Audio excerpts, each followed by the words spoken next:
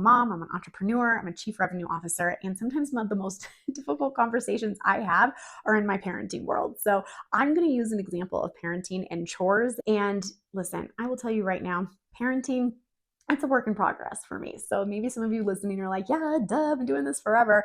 But it's one of the hardest things I think that I've had to do in my adult life. Building businesses actually feels way easier for me. Taking the I out of negotiation for more favorable results. Hey there, I'm Michelle Terpstra, Chief Revenue Officer, and your go-to sales expert.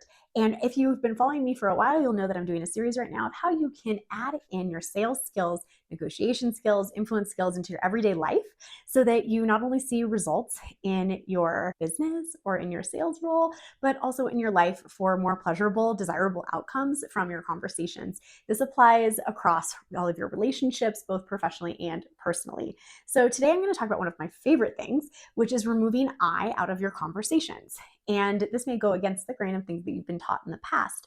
But when you are negotiating, and as a reminder, negotiation is not a dirty word, it's just something that we all have to do in order to gain favorable results in our personal and our business life. And this can be when you want your child to do a chore, or if you want to have your partner, your husband, your wife see a different view.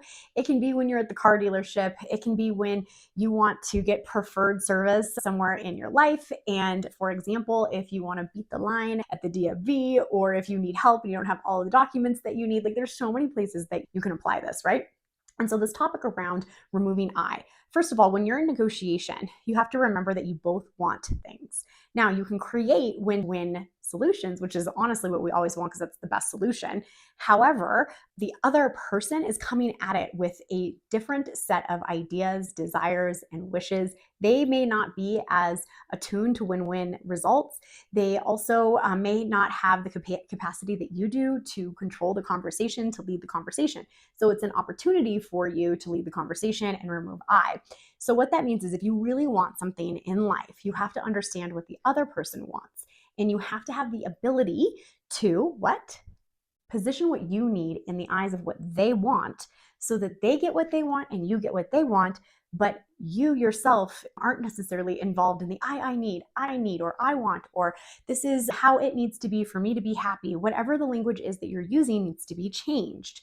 And when you're able to do that and you remove the I out of things, you become way more powerful, way more influential, and you become more liked. Why? Because everyone wants to be seen and heard. And if your negotiation skills and your communication skills make other people feel heard and seen, then you're always going to be more successful.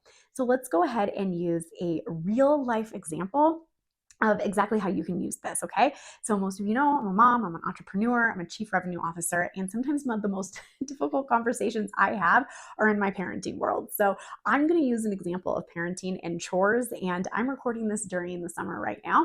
And if anybody listening has children, how things change in the home over summer. There's different schedules, different sets of responsibilities. Kids want to either do camps or be entertained consistently. And there's always the opportunity to be teaching some more responsibility over the summer as well. It's something that we focus on is more responsibility during the summer so that you can develop those real life skills. It's really important for me and my husband to be teaching our kids that.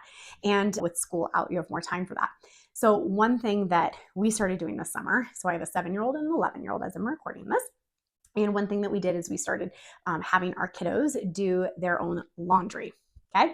And that's a really big thing. And it's hard to fold laundry. It's hard to know the darks and the lights and all the buttons to push. And I will say that my daughter still needs a little bit more guidance, but my son, who's 11, is completely now independent of doing his own laundry. And it didn't take that long. Okay. But in order to get him to want to do the laundry, do laundry without crying, screaming, tantrum, all the things, the resistance of chores. And if you're a parent, you know exactly what I'm talking about. And so anyway, in order for him to want to do the laundry, the doing of the laundry needed to be positioned in a way that it benefited him, right? And so, yes, I can tell him to do things. I'm his parent, like here's the rules, here's the things, but anyone who's a parent understands that if you can find a different way to do things and still accomplish the same thing without the friction, it's way more fun and way more enjoyable for everyone. And so the way that we had this conversation was what started to happen is I intentionally took longer and longer to do his laundry, okay? And he came upstairs one day and he said, Mom, where are my white shorts with the zipper? Because he wants to keep his phone in his pocket when he goes to camp and he likes to zip it up. And I said, I haven't done the laundry in a few days, so I'm sure they're in the laundry. And he said, what do you mean you haven't done laundry in a few days? And I go, I'm busy. run a business. I've got all these things going on and it's just not the day I'm doing laundry. And he was like, oh, so if I want to wear it, it's going to be dirty. And I'm like, yeah, I guess so. And I didn't say much else of anything else. But what did I want him to do? I wanted him to start to do his laundry. So I let him just sit on this situation, right? So he goes downstairs and he comes back upstairs with a different pair of shorts. He goes, Mom, I don't want to have to wait for you to do my laundry. Will you make sure that I know how to do it after camp today?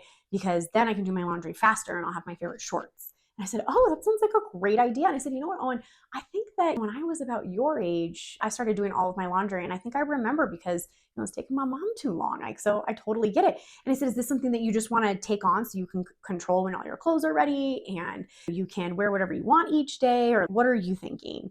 And he said, yeah, that sounds good. Oh, when you were my age? And I was like, oh yeah, I was your age, yada, yada, yada.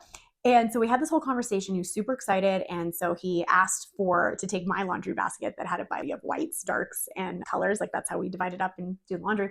So I brought it down there. And so now when he takes the clothes off, first of all, they don't go on the floor anymore, which is amazing. They go into where he wants, either the colors, the darks, or the whites. So it's solved two problems. We have a cleaner room and he's doing his own laundry. And then he just when he wears his favorite shorts, it's like his own trigger of, oh, I want to wear my favorite shorts again soon. I'll make sure I do my laundry. So it's not like I told him he had to do it on Tuesdays.